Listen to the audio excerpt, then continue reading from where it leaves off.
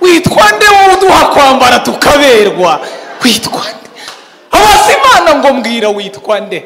Imubwira amazina yayo mu bice 3 na 6 mu kuva. Iramubwira ngo uzabwire Farawo ngo nitwa ndiho. Natabyumva uzamubwire ngo ndi uwo ndiwe. Nashidikanya uzamubwire ngo ndi Uwiteka. Nubona byamucanze uzamubwire ngo nitwa Imana ishobora cyose. Haleluya. Iyo dutindana nayo ishobora bingahe? Murabyemera ko ibishobora? Ni ukurira bishoboye. Ikibazo dufite ni ukutayigirira icyizere cyangwa ntidushyire mu bikorwa ibyitubwiye. Kansoreze kwa kangaka dusenge. Umusore umwe ngo yari umusore mwiza, yari umusore mwiza, ariko ngo Imana irangije imwima ibintu bibiri. Imwima akazi, imwima amafaranga, imwima n'umugore. Arangije abwira Imana ati Imana undemo ngire mwiza nk'uku, ariko unyima amafaranga n'umugore. Aravuga ngo wakunyereka nkakubaza ibibazo. Iramubwira ngo uzazumbaze.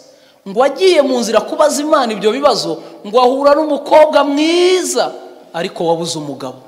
Umukobwa aramubwira ngo ugiye he? Ati ngiye kubaza Imana impamvu yangize mwiza ikanyima umugore ikanyima n'amafaranga. Ataha ati nanjye uyimbarize, yangize mwiza ariko nyima umugabo.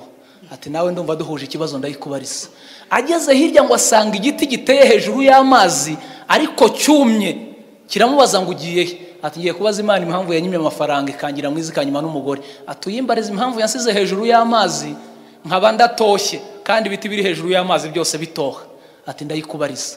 Ageze hirya ahura n'intare. Atugiye atiye kubaza Imana impamvu yangize mwiza ariko ikanyima amafaranga n'umugore. Atuyimbariza impamvu yantuje mu ishyamba ikanyicisha inzara. Ati ndayikubariza. Ageze ku Mana iramubwira ngo uje gukora iki? Ati nkuzaniye ibibazo ariko ahe n'abandi bantumye. Ati banzi ibyawe. Ati wangize mwiza unyima umugore n'amafaranga. Ati ndi wagutumye ninde? Ati ni umukobwa wagize mwiza ariko mwima umugabo. Ati ikindi ni igiki? Ni igiti kiri hejuru y'amazi ariko cyananiwe gutoha kandi kiri hejuru y'amazi. Ati ikindi ni igiki? Ati ni intare iba mu ishyamba ariko yishwe n'inzara. Ati subirayo uhere ku mukobwa umubwire ko umusore wa mbere bazahura akumva aramwishimiye, igisubizo cye niwe mugabo we. Ati none igiti cyo atuzakibwire ko mu mizi yacyo harimo amabuye ya zahabu niyo atuma kidatoha, kizashaka umuntu w'umukene ayacukura yakuremo akire nacyo gitohe. Ati none intare? Ati intare uzayibwire ko umuntu bazahura bwa kabiri utagira ubwenge izamurye n'ibyo kurya bye bihari. Aragaruka ageze ku mukobwa ati Imana yambwiye ko igisubizo cyawe ari umusore muzahura ukumva uramukunze. Umukobwa ateka nkubwire burya cyagiye untambukaho bwa mbere waratambutse nsigara numva nashize, wambabariye ukantwara tukibanira. Umusore ati reka nge mfite ubutumwa bw'igiti. Uriya abantu bari kurenga ku bisubizo byabo kandi barasenze Imana. Umukobwa ati wanze kuntwara? Ati ndanze. Ageze ku giti ibiti bimeze bite? Ati Imana yavuze ko mu mizi yawe harimo amabuye y'agaciro, uzashaka umukene akayacukura akayakuramo nawe ugakira. Igiti kiramubwira ati wambabariye ko ari wowe mbonye, aya mabuye wayacukuye ukayatwara ugakira nanjye nkamera nk'ibindi biti. Umusore ati ngewe mfite ubutumwa bw'intare. Mureke mbabwire mwabarokore, ntabwo ari uko tutasenze, Imana yaravuze, ahubwo hari ibindi turarikiye.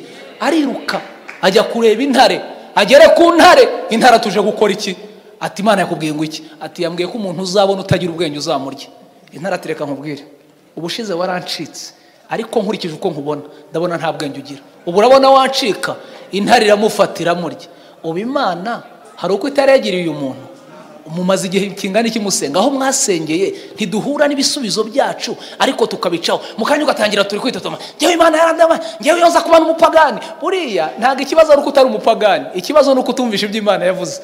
Ngo umugabo yirutse ku rukwavu ruramusiga agafata aho ruvuye, ngo abonye rurenze yifata mu mugongo. Aravuga turancitse wari ukwavuye. Ati shati yombi mugamba nkweretse. Buriya ntabwo ikibazo ari uko kudakira kwawe, kudatera imbere kwawe si ikibazo cy'Imana, ni ikibazo cyawe. Ndimo ndibaza ngo utindanye nande? Utinze mu biki?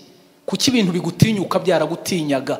Mose ngo bamurebye mu maso, Mose ngo baratinya bagira ubwoba. Mose abaza Imana ngo Mana witwa nde? Iramubwira ngo nduwo ndiwe. Imubwira amazina yayo.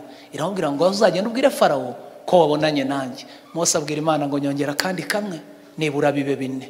Yasabye iki kindi? Yasabye umufasha buri wese akeneye ubufasha mw'ubu butayu.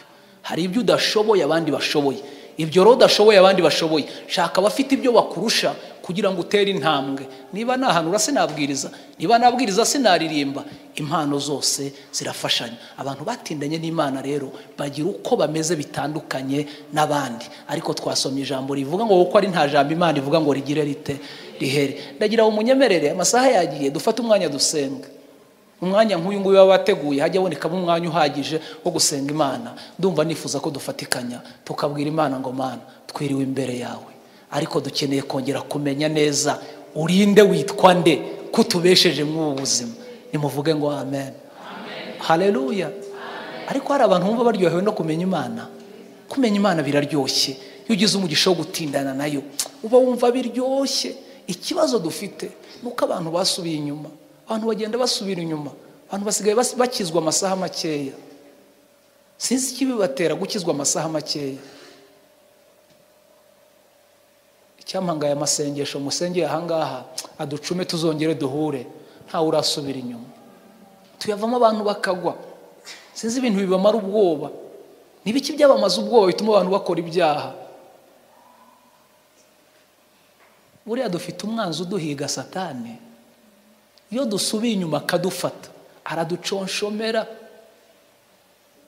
Sinzi ikibibatera gukizwa amasaha makeya. Icyampangaye amasengesho musengeye ahangaha aducume tuzongere duhure, ntawe urasubira inyuma. Tuyavamo abantu bakagwa. Sinzi ibintu bibamara ubwoba. Nibiki byabamaza ubwoba bituma abantu bakora ibyaha? Buriya dufite umwanzi uduhiga Satani. Iyo dusubiye inyuma akadufata, araduconshomera. Ngo impyisi yirutse ku ntama, ngo bigeze ku rwobo intama ibona umwobo irawusimbuka, impyisi wugwamo. Intama irebye inyuma ngo ibona icyayirukansaga nta gihari. Aravuga ati ariko impyisi ibaye iki? Ati wasubira kureba ikibaye. Abantu bari gusubira inyuma kurebya ngo impyisi intama igeze ku rwobo isanga impyisi kiri kwigaragura. Intama ati Imana irakumpaniye warundiye. Impyisi ati wambabari ukankuramo, ko nunkuramo nzabwira impyisi zikaba inshuti z'intama. Intama ati ubwo ntiwandya? Ati nukuri sinakurya. Sebwe intama n'impuhwe zayo, abantu bari gukora ibyaha kubera impuhwe. Ngo ntamusomye yapfuye se. Ni ibiki ari kubona? Ikuramo impyisi, iyigejeje hejuru ifata mu ngoto. Ngo mu gihe bigunda umukana bakamira hagera, ibaza intama ati bigenze bite? Intama ati ngiriye impyisi neza, ariko iri kunyitura kundya.